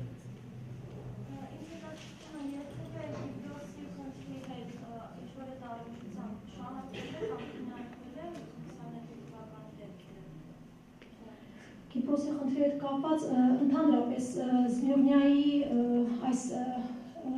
ողբերգության, այս ժողովուրդների բնաջնջման մասին հարցը որպես այդպիսին, նույնիսկ հույների դեպքում նրանք սա չեն անվանում ընդհանուր բնաջնջում, այսինքն իրենց մոտ էլ կա ժխտողական վերաբերմունք եւ հետեւաբար կարելի ասել շատ քիչ դեպքերում են խոսում ցեղասպանության, ուր մնաց արդեն Զմյուրնիայում կատարվածի մասին, որովհետեւ հենց իրենք հույները ասում են, որ այն ինչ որ տեղի ունեցավ, դա կատաստրոֆի էր։ Այսինքն դա մոտավորապես նույն բառն է, երբ մենք թարգմանում ենք չեն աղետ, այսինքն դրան չեն ոչում որպես եւ հետեւաբար չի կարող մտնել ցանկացած մանավանդ արտաքին քաղաքական խնդիրների մեջ չի գրում, դեռ չեն հասել դրան։ Գիտեն։ Մեկ հարցը հասկանալի է, Մոսկվայի ճնշման տակ մենք չէինք կարող հարց բարձրացնել, իսկ հույները ինչ էր պատահել, որ այդքան ստրկամիտ վերաբերմունք դրսևորեցին իրենց ժողովրդի ցնցող երևույթների մասին, որին տեղյակ եմ ես 1800-ական թվականներին է, շարունակական ջարդեր լինում էին, արդյոք փոխմատուցում էր եղել, արդյոք կաշառք էր դեր խաղում էստեղ, ինչ ստրկություն է էստեղ մեջտեղ դրում, հատկապես որ միշտ շեշտադրվում է, որ Ստամբուլը Կոստանդնիանոց կայսրն է, Սարգսև եւ հույներն է։ Կոստանդնուպոլի, հենց նշանակում է Կոստանդնուպոլ։ Միգուցե չեն ուզում զոհի կարգավիճակում գտնվում։ Ես պատասխանեմ այս հարցին, Հունաստանի պարագայում ելի նշեմ, որ այստեղ Թուրքիան մնում է նրա հաջորդ դաշնակիցներից մեկը առայժմ, միգուցե գա մի որոշ ժամանակ եւ դրանք հարաբերությունները այլ լինեն եւ այդ ժամանակ արդեն որպես խաղաղ ցեղասպանության փաստի ճանաչման եւ փոխհատուցման հարցը բարձրացվի։ Այսօր դեռ Հունաստանի համար այն ժամանակը չէ, որ ինքը Թուրքիայից պահանջի եւ բացի դրանից նաեւ ի տարբերություն հայերի, հույների մոտ էլ կա շատ հետաքրքիր մոտեցում, ես առիթ եմ ունեցել շատ շփվելու եւ գիտաժողովների եւ առանձին հանդիպումների մակարդակով, նույնիսկ հույներն իրենք մեզ մեղադրում են եւ վերջին անգամ երբ որ Արիստոտելի համալսարանում տեղի ունեցավ գիտաժողով, պատկերացրեք, որ իրենք էլ խուսափում են, հասարակ ժողովուրդը նույն որոշ նաեւ գիտական շրջանի մարդիկ խուսափում են այս հարցից եւ ամեն անգամ երբ որ ես այս հարցը բարձրացնում եմ, նույն հույներն ասում են, վայ դուք ինչ դեպրեսիվ ազգ եք, անընդհատ սիրում եք ցավի մասին խոսել, եք զորի կարգավիճակը, մոռացեք գնաց, այսինքն ժողովրդի մեջ էլ կա այդ փաստը։ Իսկ բացի դրանից նաև կա այստեղ կարևոր հանգամանք, մենք պետք է միշտ նկատի ունենանք, որ ի տարբերություն այլ ժողովուրդների հայերը հայրենիք են կորցրել։ Հունաստանի դեպքում դա այդպես չէ, ճիշտ է կան որոշ բաներ, որոնք հնարավոր է պահանջատիրության արդյունքում ստանալ, բայց այստեղ կա հայրենիքի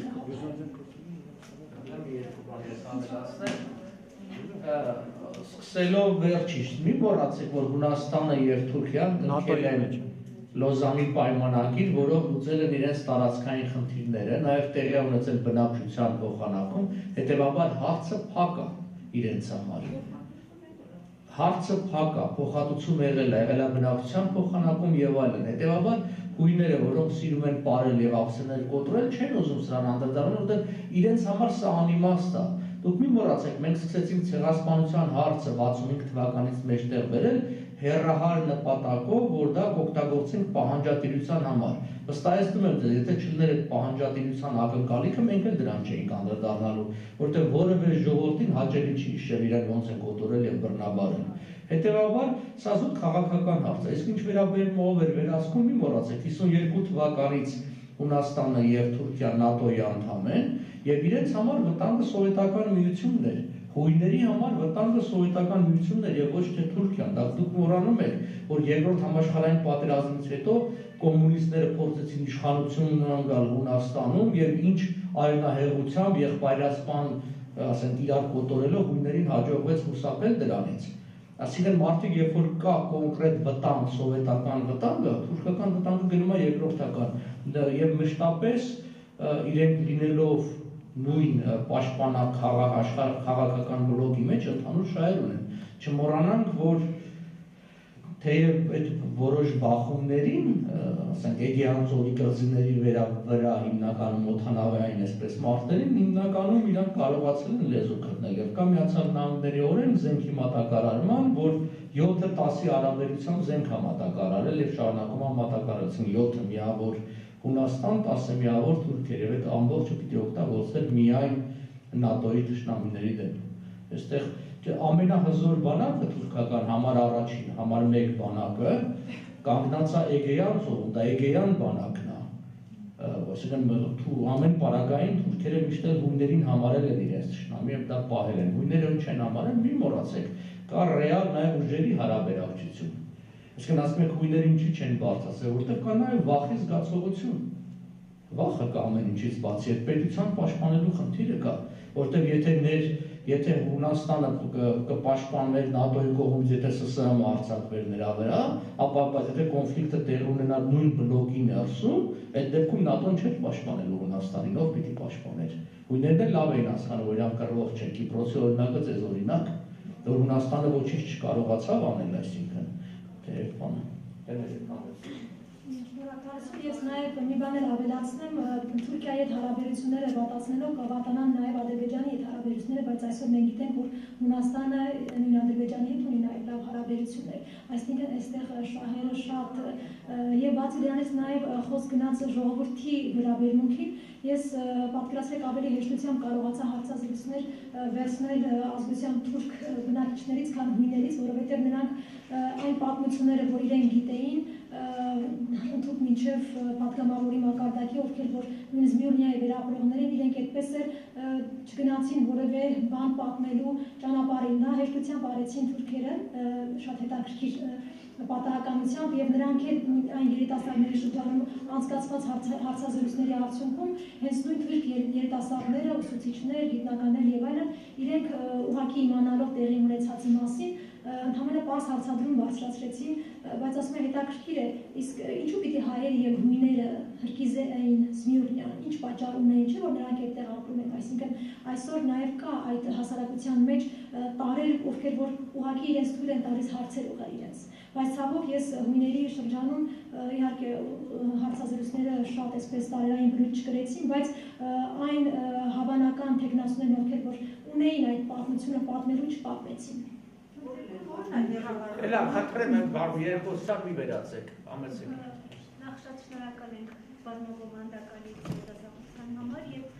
կարծում այդ հարցը նաեւ դահլիճին կհետաքրքրի։ Դուք նշեցիք, որ հատկապես Կոնդոսի հույների շնորհիվ էր, որ այս հարցը բարձրացվեց։ Արդյոք հույները ունեն հիշատակի օր, տարեգրի օր, ինչպես մենք ունենք ապրիլի 24 եւ որ օրն է դա, ինչպես են նրանք նշում։ Շատ շնորհակալ եմ կարևոր հարցի համար, ես ուրախանում եմ բոլոր այն դեպքում, երբ որ հարցերը պետք է նշեն ու պատասխաններն իրականում կարևոր են այս պարագայում, այո, դուք իրավացի եք, ինչպես հայերի պարագայում, այնպես էլ հույների պարագայում եւ այստեղ չզարմանանք նաեւ ի տարբերություն հայերը հույներն ունեն երկու հիշատակի օր իրենց ժողովրդի ցեղասպանության հետ կապված, առաջինը 1994 թվականին հենց Պոնտոսի հույների ցեղասպանության օր նշանակվեց, հիշատակի օր նշանակվեց 1994 թվականին խորհրդարանի կողմից եւ դա մայիսի 19-ն է եւ երկրորդը հենց անմիջապես վերաբերում է այսօրվա մեր քննարկման հիմնական թեմային Զմիուրնիայի հույների ցեղասպանության հիշատակի օր, որը որ 1998 թվականին Հունաստանի խորհրդարանը ընդունեց այդ հիշատակի օր նշանակելու փաստը եւ այն սեպտեմբերի 14-ին է, այսինքն երկու հիշատակի օր մայիսի 19-ը Պոնտոսի հույների եւ սեպտեմբերի 14-ը Զմիուրնիայի զորի հիշատակին։ Եթե կարելի է մի հարցնել, դուք նայել եք այս ֆիլմը մինչև մեծ ցուցադրել։ Ինձ? Չէ, չէի նայել։ Մեզ մոտ ցենզուրա չկա։ Ես դեմ հասկանալ, ասենք, դասախոսությունը եւ ֆիլմը, չեմ ուզում առանձին։ Դուք ինձ կարող եք օգնել, ես Գևորգի գրքին ծանոթ եմ, կարող եք օգնել ներկայացնել, ինչը ցեղասպանագիտությունը, այդ գիտությունը, հասկացողությունը, ինչպես է առաջացել եւ գիտությունը արդյոք հնարավոր։ Հիմա եթե հուների համար դա այդպեսին է, ինչպեսին որ կա, ես ծանոթ եմ դառնում, ինչու՞ եք դուք դες նվիրել ասենք այդ գործունեությանը, ֆիլմի մասին պարզապես չեմ որպես արվեստի ասենք բան ուզում ասել, բայց Օսկարը չի հավակնում ամեն դեպքում։ Եթե տարիքը հաշվի առնենք, պետք է առնված է 110 տարեկան լինել, էլի, փաստորեն, եթե նա եղել է տեսել է, մնացած բաների մասին չեմ ասում։ Հիմա տեսեք, եթե սերիալներն է այդպեսին հասկանում, եթե ֆիլմը այդպես եւ փաստագրական եւ այլն եւ հետո ներկայացնում ենք հասարակության հետ միասին, դե արդյունքները այդպեսին է, էլի։ Հիմա ասում եք արվեստը դրա համար չի, որպեսզի ինչպես կարելի է խրատվել կամ ներկայացնել եւ հետո Շատ պատասխանեմ վերջին հատվածից, ինչու ֆիլմը ցուցադրվեց, դա բավականին պարզ տրամաբանությամբ, ինչպես Վարդուհի Պետիկյանը չէ, Վարդուհի Պետիկյանը ցավոք մեզ հետ չէ, համահացել։ Ուրեմն վերաբերում է դասախոսությանը հետ նաև համադրել ֆիլմի ցուցադրությունը, դա ունի իր պարզ պատճառները, որովհետև ֆիլմի մտահղացման հեղինակը ես եմ եւ իմ շուրջ 3 տարվա ուսումնասիրությունների արդյունքում ինձ մոտ անընդհատ մի բան կար, որի կարիքը ես ունեի։ Այն ինչ որ նկարագրում է, ինչ որ ուսումնասիրում եք այդ ցավի արդյունքում ես զգում եմ, որ ցանկանում եմ մի բան ստեղծել թեկուզ դարիներ իմ երևակայական աշխարհում նոր Զմիուրնիայի գաղափարը։ Այսինքն հիմնել մի քաղաք եւ դա հենց Ստեփան Պապի շնորհիվ հնարավոր դարձավ, ով որ հանդիսանում է Զմիուրնիայի վերապրող եւ Ստեփանը, որը որ ֆիլմի մեջ այդ փոքրիկ երեխան էր եւ ֆիլմը հիմնված է արժանահավատ վկայությունների հիման վրա, ընդհանրապես փոքրիկ նրանցում է այն գիտական ուսումնասիրությունները, սա իհարկե չեն կարող ասել, որ սա ընդհանրապես մի ֆիլմ է, որը որ սովորական գիտությամբ զբաղվող ուսումնասիրությունները կատարող մարդու կողմից է արվել, որը ոչ ֆինանսական, ոչ այլ դեպքերում բավարարում չի ընտրասին, սա արվել է իմ ջանքերով, իմ ցանկությամբ եւ նպատակը եղել է ոչ թե անընդհատ ցավալ այն ամենի համար ինչ որ կա, այլ պայքարել եւ այդ պայքարը թողնի կառուցելու եւ ստեղծելու հիմնելու այն ինչ որ չկա։ Հայաստանում չկա նոր Զմիռնիա քաղաքը, բայց մենք գիտենք, որ Զմիռնիայում հայերը ինչպիսի գործունեություն են ծավալել եւ ինչքան կարեւոր է մեր ժողովրդի այդ հատվածի ուրեմն կատարած գործողությունները եւ հետեւաբար ֆիլմը ընդհանրապես փոքրիկ լրացում էր։ Այլ բաներ ընդունում եք թե ոչ, իսկ ինչ վերաբերում է արդեն հաջորդ հարցին ինչու զբաղվել այս թեմայով, կարծում եմ, որ դուք ինքներդ էլ կարող եք շատ լավ պատկերացնել, որ հատկապես 100-ամյակի տարելիցին եւ մեր նպատակը, որ այսօր Modus Vivendi կենտրոնը կազմակերպել է նմանօրինակ դասընթացներ, սա նորից էլի մեկ նպատակ է հետապնդում, որ կարողանանք մենք միասնական պայքարով հասնել այն ամենին, ինչի համար մենք պայքարում ենք։ Եթե մենք այսօր չխոսենք, չուսումնասիրենք, ասենք դեռ մեկը զբաղվում է հերիք է, ուրեմն պետք է այսօր հայոց ցեղասպանության ուսումնասիրությամբ ընդամենը երկու, այսինքն Վահագն Դադարյանը կա, Ռիչարդ Հովհաննիսյանը կա, այլ ոչ ոք չպետք է զբաղվի։ Չէ, ինչքան մենք զբաղվենք, ինչքան կարողանանք նոր բացահայտումներ անել, դա կարևորում է այդ տեսանկյունից։ Ինչ վերաբերում է Գևորգ Վարդանյանի աշխատությանը, որ դուք շատ լավ ծանոթ եք, ուրախ եմ Գևորգ Վարդանյանի աշխատությունը ընդհանուր առմամբ վերաբերում է ընդհանուր հույների ցեղասպանությանը, իսկ իմ ուսումնասիրությունը կոնկրետ ոչ թե այս դասախոսությունը, այլ իմ ուսումնասիրությունը կոնկրետ վերաբերում է Զմիռնիա բնակ հայերի եւ հույների բնաջնջման հոգեբանական եւ քաղաքական դրդապատճառներին, այսինքն ես փորձում եմ վերհանել այն, ինչը որ ժամանակի ընթացքում կոչվել է աղետ, որը իրականում աղետ չէ, ինչի համար մեղադրվում են հայերը եւ հույները ըստ թուրքական տեսակետի եւ շատ ժողովրդական պատմաբանների, ընդհանրապես վերհանել այն բոլոր փաստաթղթերը, արխիվային նյութերը եւ դրանք ես հիմնականում իրականացնել եմ Հունաստանում եւ Պոնտոսի հույների թանգարանում, որտեղ որ կան նյութեր, ինչպես նաև Միկրասյատի կոնստիտուտոն կոչվող հատվածում, որտեղ Փոքր Ասիայի ուրեմն կենտրոնն է կոչվում եւ այդտեղ տեղակայված են այն բոլոր կարևոր նյութերը, որոնք որ այսօր Հայաստանում հնարավոր չէ գտնել։ Այսինքն հիմնական նպատակն այն է վերհանել, ներկայացնել այն, ինչը որ ժամանակին չկա, բացի դրանից սա փոքրիկ բաց է, որը որ չկա օրինակ մեր դպրոցական դասագրքերում, բուհական դասագրքերում շատ քիչ է խոսվում կամ չի խոսվում, ինչ որ կա, խոսքը վերաբերում է ուղղակի տեղի ունեցել աղետ։ Ընդհանրապես դա ցեղասպանագիտությունն ասեմ, ցեղասպանագիտությունը, եթե մենք փորձենք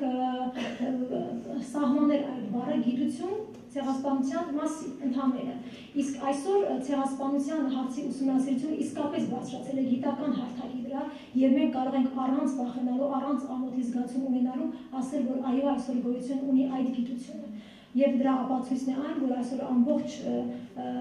գիտական շրջանակներում, ովքեր որ կենտրոնացած են այս գիտության շրջանակներում, անում են մեծ գործ եւ կարծում եմ, որ շատ նորմալ է, որ այն կոչվի գիտություն ընդհանրապես։ Վերջին հարցը։ Բաղդասարյանի նախ շնորհակալություն շատ հետաքրքիր դասախոսության համար։ Ձեր կարծիքը տեսակետը կիսում եմ նրա մասին, որ պիտի նաև այլ ազգերի ցեղասպանությանը տեղյակ լինենք եւ նաև մեր ցեղասպանության կողքին վերհանենք այդ հարցերը։ Ուզեի իմանալ երիտասարդների թիվը, որոնք որ մոտավոր թիվը, որոնք որ հետաքրքրված են եւ զբաղվում են գիտական աշխատանքով հույների ցեղասպանության մասին, որտեղ երեք դեռ պարոն Պապյանի հետ քննարկում էինք, որ հայոց ցեղասպանության մասին աշխատություններ չունենք։ Այսինքն չունենք ռազմավարություն մեր ցեղասպանության իրավական ասպեկտները ներկայացնելու, երբ որ ուրիշ ազգեր, որոնք որ նույնիսկ պետություն չունեն իրավական տեսանկյունից, շարքեր ունեն, հատողներ ունեն ամբողջ գրքերի։ Ինչ որտեղ ինձ ցավ է պատճառում եմ, որ ուրախ եմ, որ հայ երիտասարդները ուսումնասիրում են այլոց պատմությունը նաև, բայց ցավալի է, որ այդ երիտասարդները իրենց էներգիան ծախսում են ուրիշների պատմության վրա, եթե կարող են ծախսել մեր պատմությունը վերհանելու իրավական տեսանկյունից եւ որոշակի աշխատություններ գրելու։ Ուզեի իմանալ այդ երիտասարդների քանակը, որոնք զբաղվում են դրանով, այդ մեկ հարց եւ երկրորդ հարցը ֆիլմի նպատակը ուզեի իմանալ եւ արդյոք ֆիլմը ծառայեց իր նպատակին թե ոչ։ Մի ճշգրտում երեք ես ոչ թե խոսում էի ոչ թե որ աշխատություններ չկա, այլ չկա իրավական փաթեթը եւ ժողովածուները, աշխատություններ կա, բայց այսինքն համակարգված այդ ունենա։ Դա չի դա։ Շատ լավ, շնորհակալ եմ հարցի համար, սիրո պատասխանեմ, ցավոք երիտասարդների թիվը կոնկրետ հույների ցեղասպանության ուսումնասիրության հարցով բավականին քիչ է եւ հետեւաբար ես Հայաստանում աշխատող գիտնականներից առանձնացրեցի Գևորգ Վարդանյանին, որ նրա կողմից արված աշխատանքը առաջնային փորձն էր, այսինքն առաջին քայլն էր, որ կատարվեց այդ ասպարեզում եւ ցավոք չկան այլ մասնագետներ գիտությունների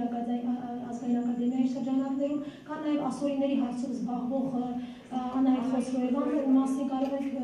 հավանաբար լսած լինել, երկար տարիներ ինքը զբաղվում է այդ հարցով, եզրիների ցեղասպանության ուսումնասիրության պետք կան զբաղողներ։ Շարունակեմ հարցի պատասխանը, ինչու ենք մենք այլոց, ինչպես դուք նշեցիք, ցեղասպանությունների ուսումնասիրությամբ զբաղվում, դա շատ պատահական չէ ընտրված այդ քայլը եւ հետեւաբար ես իմ դասախոսության սկզբում նշեցի, որ այսօր կարևորվում է հարակից զոհերի ցեղասպանությունների ուսումնասիրությունը հենց այն տեսանկյունից, որ մենք կարողանանք հայմատություններ անելով, այսինքն տարբերությունների եւ նմանությունները գտնելով նաեւ փորձել, սրանով մենք ճանապարհ ենք հարթում դեպի ձեր աստված պահանջատիրության ճանապարհի համար, քանի որ ուսումնասիրելով այլոց ցեղասպանությունները, դրա հետ միաժամանակ նաեւ լավ իմանալով հայոց ցեղասպանության մանրամասները, մենք փորձ ենք կատարում այդ ճանապարհով սայրը տեղից շարժել հենց այդ իմաստով։ Ինչ վերաբերում է ֆիլմը իրեն արդարացրեց, նպատակն արդարացրեց, թե ոչ, դա դուք արդեն յուրաքանչյուր հանդիսատես, յուրաքանչյուր մարդ ինքը յուրովի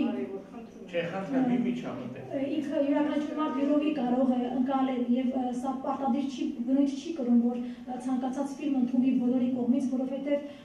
այն կոնկրետ ինձ համար այս նպատակն իսկապես կարեւոր է, որովհետեւ դա ինձ համար յուրահատուկ փոխհատուցում է։ Ես թեկուզ իմ երևակայական աշխարհում ես հիմնեցի Նորսմերին։ Դա ինձ համար այո հաղթանակ է։ Շնորհակալություն։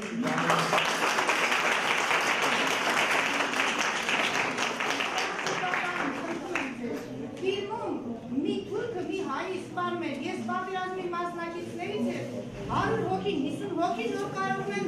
հայի տերջացնել, նա եթե մին լիներ կստացել, ոչ մի թուրք մի հոգել է շանցրը ձերին հային, չի տնի մոտի։ Պատասխանը նպատակը ոչ թե ցույց տալ այդ տեսարանները, նպատակը նորից նշել։